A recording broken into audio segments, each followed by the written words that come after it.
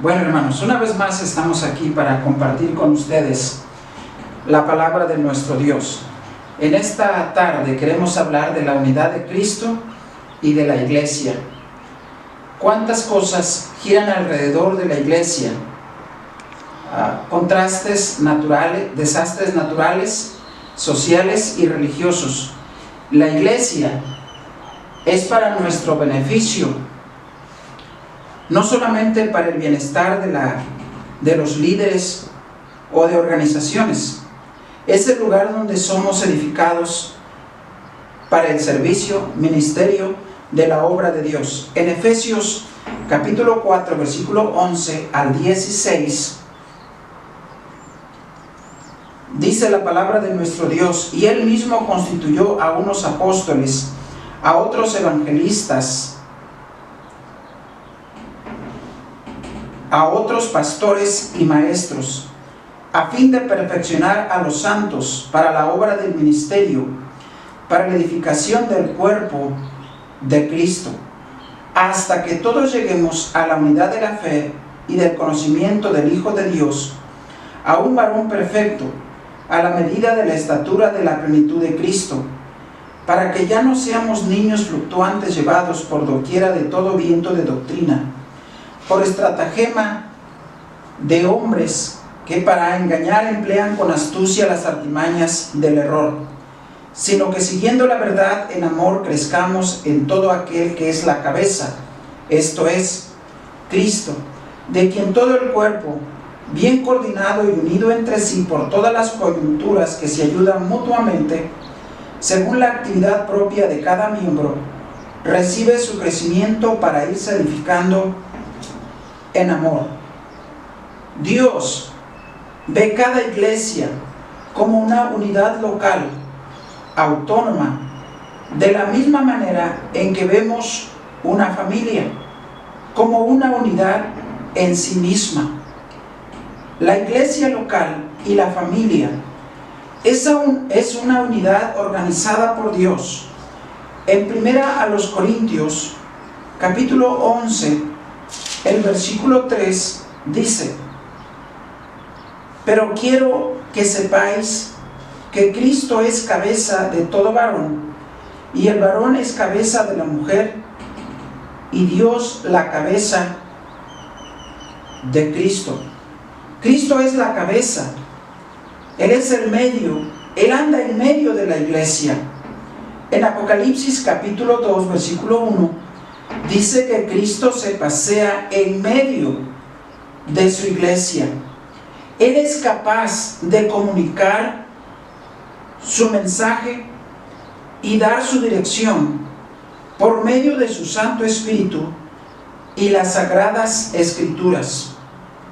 Hay tres instituciones ordenadas por Dios: la familia, el gobierno y la iglesia local. Lo compara con un cuerpo. En 1 Corintios capítulo 12, el versículo 12 hasta el versículo 20 dice: porque así como el cuerpo es uno y tiene muchos miembros, pero todos los miembros del cuerpo, siendo muchos, son un cuerpo, así también Cristo. Si seguimos leyendo, vamos a llegar hasta el versículo número 12. Pero ahora somos muchos los miembros, pero el cuerpo es uno. La iglesia, pues, es comparada con la familia. En Efesios capítulo 5, el versículo 23 hasta el versículo 24, encontramos donde el apóstol Pablo, inspirado por el Espíritu Santo, escribiendo a la iglesia de Éfeso, la compara con la familia. Dice el versículo 23: porque el marido es cabeza de la mujer, así como Cristo es cabeza de la iglesia, la cual es su cuerpo y Él es su Salvador. Entonces Dios compara a la iglesia con la familia. Dice que Él es su cabeza. También en 2 Corintios capítulo 11, versículo 2, la compara con una virgen. En Apocalipsis 19:7, la compara como una esposa. Esto dice que hay una unión con Cristo. En Efesios 5:29 dice: porque nadie aborreció jamás a su propia carne, sino que la sustenta y la cuida, como también Cristo a la iglesia. Eso nos dice, hermanos, que Cristo, nuestro gran pastor, Él está cuidando y sustentando a su iglesia. No debe caber en nosotros la menor duda. Debemos estar 100% seguros que Cristo cuidará de nuestras vidas, no importando cuál sea la adversidad que estemos pasando. Él dio su vida en la cruz del Calvario para comprarnos, hacernos suyos. Por eso Apocalipsis 2:1 dice que anda en medio de ella, se pasea en medio de nosotros, por supuesto, a través de su Santo Espíritu. Nosotros no podemos verle, no podemos tocarlo.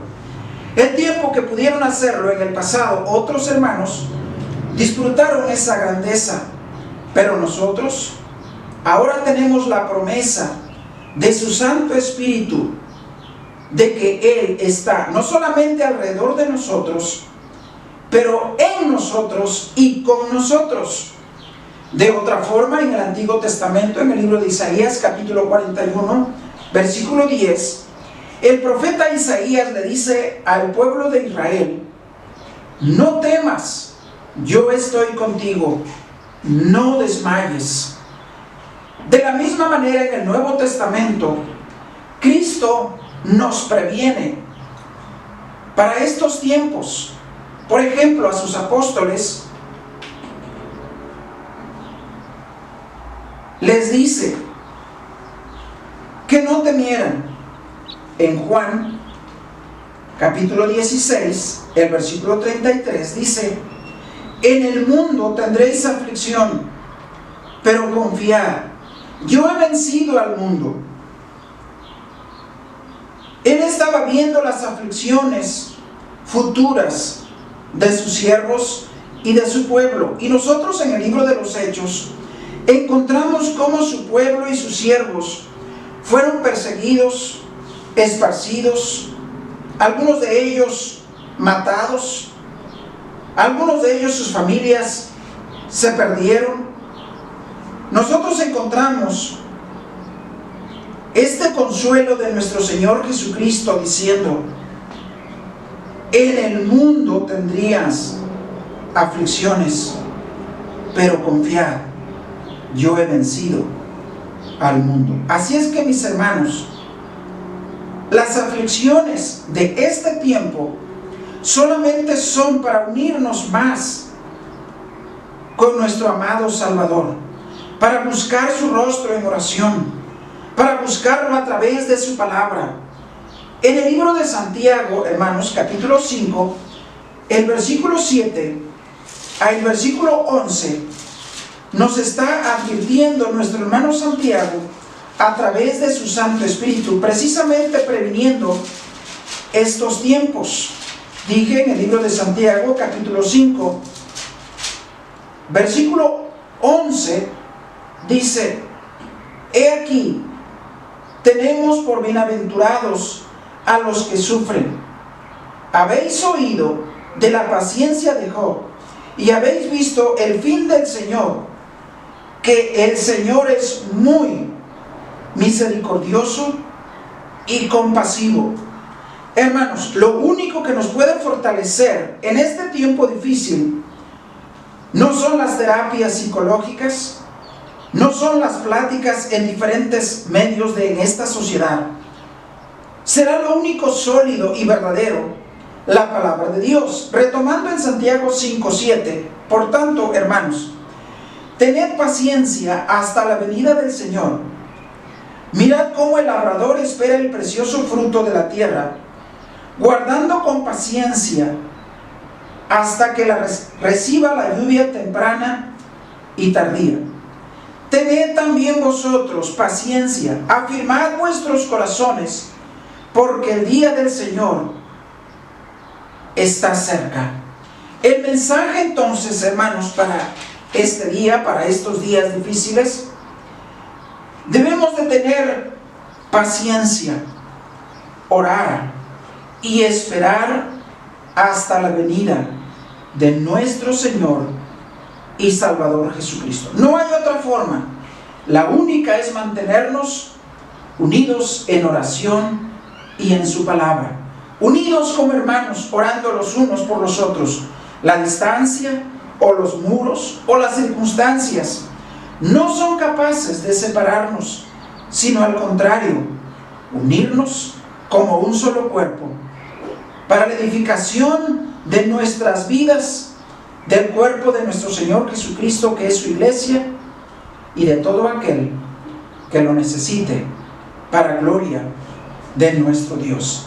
Dios los bendiga, hermanos. Mantengámonos adelante firmes en el Señor. Dios nos bendiga.